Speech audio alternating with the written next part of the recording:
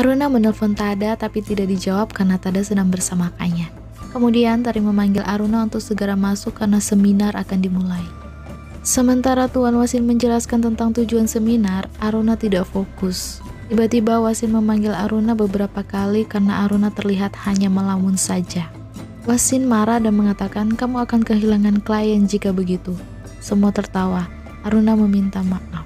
Wasin menyuruh Aruna memperkenalkan diri dan siapa dia. Aruna memperkenalkan diri. "Halo, nama saya Aruna, umur saya 35 tahun.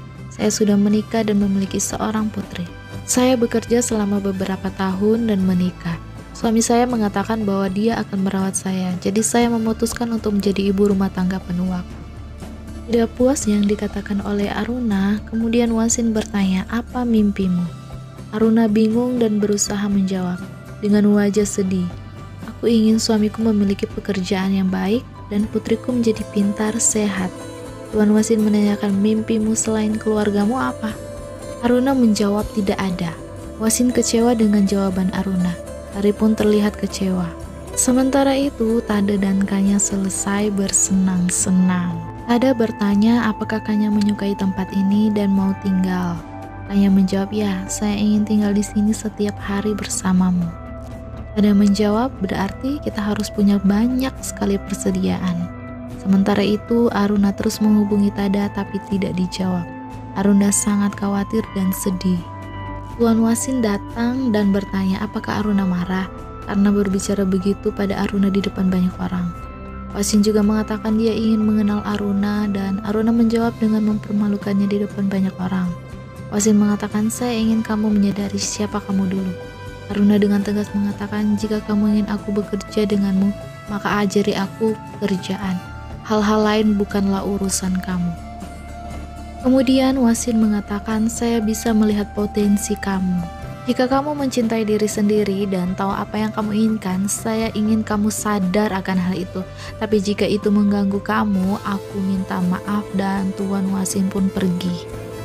Kemudian di tempat lain, Kanya dan Tada sedang berbelanja kebutuhan rumah. Kebetulan Munin juga sedang berbelanja kebutuhan. Dan Munin kaget melihat kebersamaan Tada dan Kanya yang tidak biasa. Munin pura-pura kebetulan bertabrakan dengan Tada. Tada kaget melihat Munin. Munin bertanya, "Di mana Aruna?" Kanya menjawab bahwa Aruna ada di tempat lain. Munin juga mengomentari belanjaan mereka yang banyak yang mengira Tada akan pindah. Tada beralasan Aruna yang menyuruhnya membelanjakan ini semua. Kanya terlihat tidak senang dengan kehadiran Munin. Saat mereka selesai membayar, Kanya meminta izin kepada Tada untuk ke toilet. Kanya kembali dan mengambil cutter. Sementara Munin sedang berbelanja, Kanya mendekati belanjaannya Munin sambil memegang cutter. Apa yang dilakukan Kanya ya? Kemudian Kanya berlari ke mobil. Tada terlihat cemas dan melamun, khawatir pekerjaannya akan terganggu karena Munin melihat kelemahan Tada. Untuk dapat posisi manajer, keluarga adalah salah satu hal yang akan mereka periksa. Kanya menjawab jangan khawatir karena Kanya tahu apa yang harus dia lakukan. Saat Munin akan membayar belanjaannya, Munin memberikan barang-barang untuk di-scan di kasir. Tiba-tiba bahannya tumpah dan itu terlihat seperti disengaja dipotong. Munin kesal seperti mengetahui siapa pelakunya. Di apartemen, Tada sedang membuat makanan cepat saji. Tiba-tiba Kanya datang dan memeluknya dari belakang dan berebut makanan sampai akhirnya mereka berdua berciuman. Dan tahu kan apa yang selanjutnya?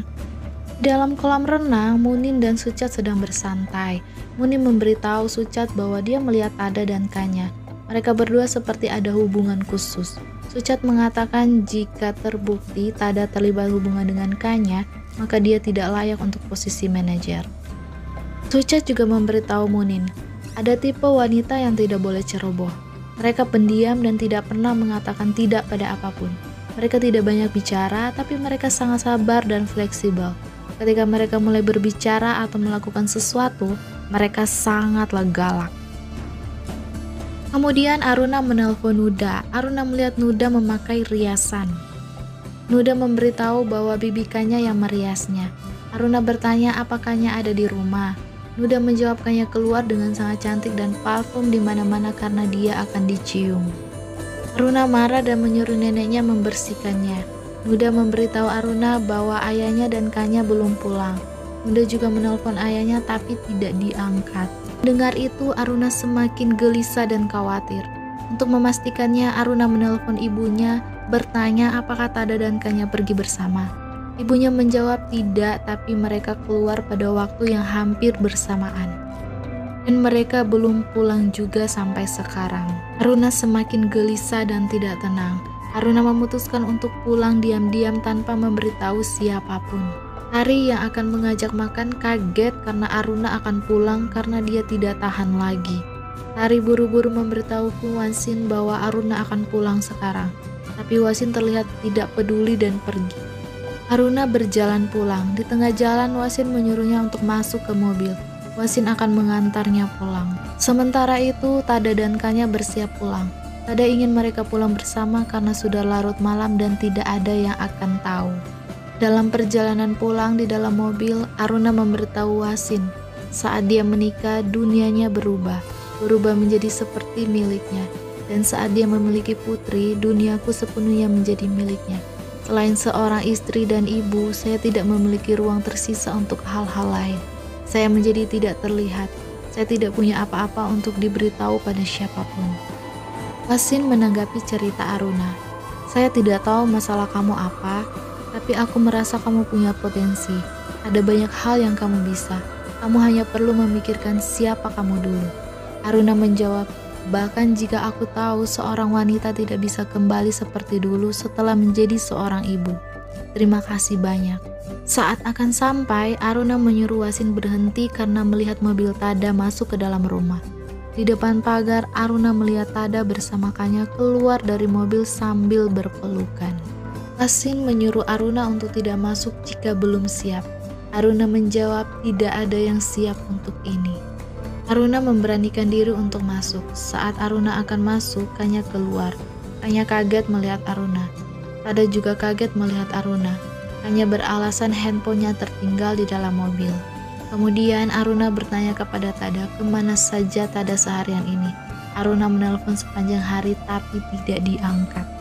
Tada tidak bisa berkata apa-apa dan Aruna pun masuk ke dalam rumah. Kanya yang sedang mencari handphonenya tiba-tiba melihat Wasin. Penasaran, Kanya mengikutinya. Saat itu Wasin juga melihat Kanya dan pergi begitu saja.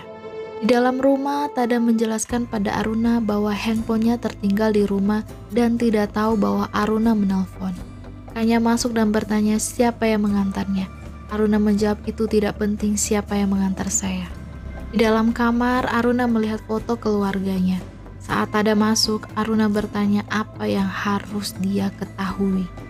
Tada menjawab tidak ada. Aruna mengatakan apakah aku harus bertanya sendiri kepada Kanya. Tapi Tada malah menghalanginya. Tada bersikeras mengatakan bahwa dia tidak ada hubungan apa-apa dengan Kanya. Aruna menjawab bahwa yang ditipu tidak sakit sebanyak dibedohi. Saya mengenal kamu dan saya juga tahu Kanya. Saya tidak habis pikir kalian sangat berani melakukannya. Aruna memaksa pergi ke Kanya tapi dihalangi Tada. Tada berteriak dan bersikeras tidak melakukan kesalahan. Sambil menangis, Aruna menjawab, saya melihat kalian berdua keluar dari mobil. Aruna berada di depan pagar dan melihat semuanya. Pertengkaran mereka berdua membangunkan Nuda. Nuda memeluk Aruna yang sudah kembali. Aruna membawa kembali Nuda untuk ke tempat tidur. Tada terlihat pusing. Ibunya terlihat khawatir tapi Aruna mengatakan tidak apa-apa. Di perjalanan kembali, Wasin melihat Kanya. Teringat saat mereka bersama. Saat itu Kanya histeris tidak bisa mengontrol emosinya sampai menggigit tangan Wasin. Kanya di dalam kamar melihat foto-foto Wasin. Kanya teringat saat Wasin akan pergi meninggalkannya. Kanya memohon dan berjanji akan berubah. Wasin mengatakan tidak ada yang bisa tinggal bersamamu jika Kanya seperti ini dan Wasin pun pergi. Kanya terlihat sangat histeris. Jika aku ingin bersama seseorang, aku akan bersama orang itu, ucapkannya sambil melihat foto Wasin. Tiba-tiba Aruna mengetuk pintu Kanya dan ingin membicarakan sesuatu. Dan bersambung, apa yang ingin dibicarakan Aruna ya? Jangan lewatkan episode selanjutnya. Bye-bye.